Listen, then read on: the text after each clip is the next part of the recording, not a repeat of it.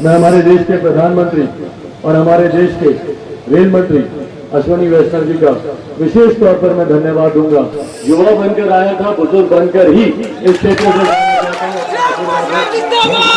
वो दिन दूर नहीं जब जमुई बिहार के सबसे विकसित जिलों में से और जमुई लोकसभा बिहार का सबसे विकसित लोकसभा होगा, ये विश्वास आप लोगों को दिलाकर जाना चाहता हूँ। नमस्कार, लाइव सिटीज में आपका स्वागत है। मैं हूं आपके साथ प्रीति झा।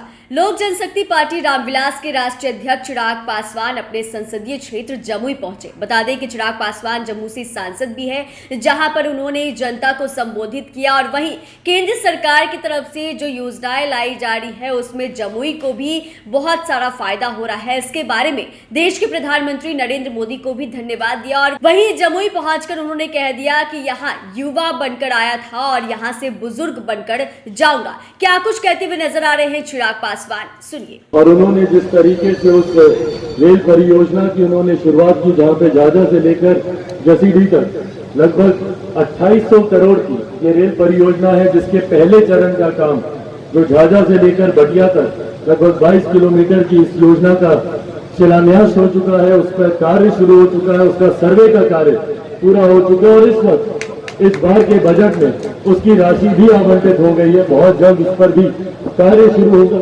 ये तमाम रेलवे से जुड़ी ऐसी योजनाएं हैं जिसका सपना कभी हमारे पूर्वजों ने, हम दोनों के पिता ने देखा था और आज जब उनका ये सपना पूरा हो रहा है तो यकीनन न सिर्फ एक सांसद होने के नाते, एक पुत्र होने के नाते भी मुझे गर्व की अनुभूति होती है।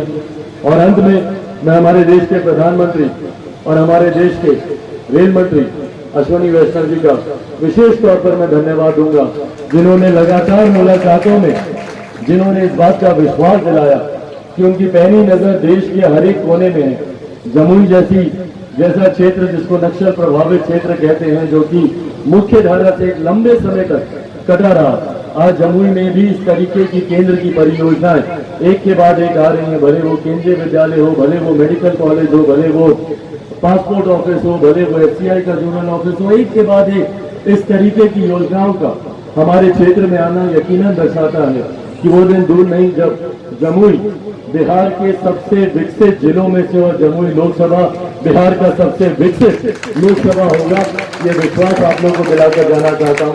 एक सांसद के नाते निरंतर मेरा प्रयास रहा, आप सबका साथ मुझे भरपूर मिला, आप सबका आशीर्वाद और आप सबका साथ मुझे इस दौरान भरपूर मिला। और मैं पुनः दोहराता हूँ, राजनीतिक बातों में नहीं जाऊंगा, कौन कहां से चुनाव की बातें, बट हाँ, ये आशीर्वाद मैंने आप लोगों से मांगा था, पुनः इस आशीर्वाद को दोहराता हूँ। युवा बनकर आया था, बुजुर्ग बनकर ही इस क्षेत्र से